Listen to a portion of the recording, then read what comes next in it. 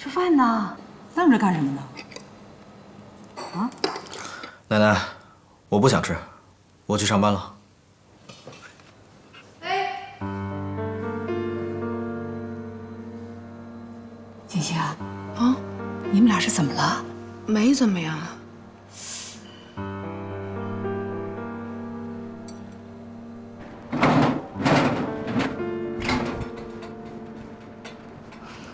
贺小姐，感觉怎么样？我感觉伤口有点痒，医生，我到底什么时候才能恢复啊？你的脸部多处地方已经动了刀子，现在看起来外面情况还不错，但是必须要住院观察一段时间才能知道具体情况。如果再次动刀的话，恐怕很难修补了，所以请你耐心一点。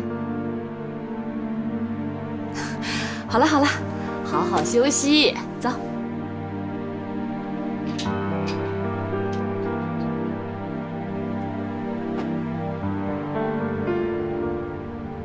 咱们顾总好帅呀，又年轻，还有这么大个神农集团。我倒是觉得他就是金玉其外。要我选吧，我倒觉得咱们副总还不错，就是家境差了点儿，但是人年轻有为的，长得又帅，是我喜欢的类型。那有什么用？再有能力，不还是给人家打工的吗？要我说呀，人再有本事都不如命好。你看咱们顾总，那可是含着金汤匙出生的。我要出生在这样的家里啊，就什么都不用想了，光花钱就行了。我还是觉得吧，个人能力最重要。常副总也就是差在了出身上。常副总啊，来找顾总啊？啊，是啊，顾总他还忙着呢。忙着呢，忙着玩游戏。唉，你说如果他不是顾家继承人的话，以他现在的工作态度，恐怕早就走人了。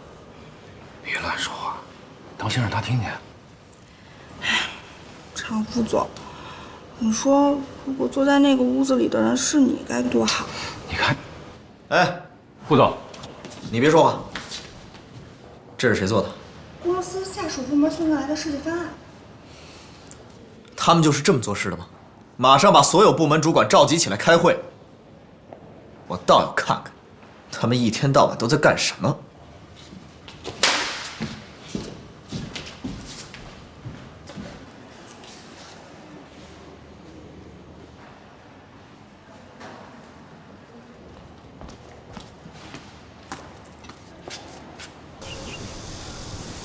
就是那个，是不是啊？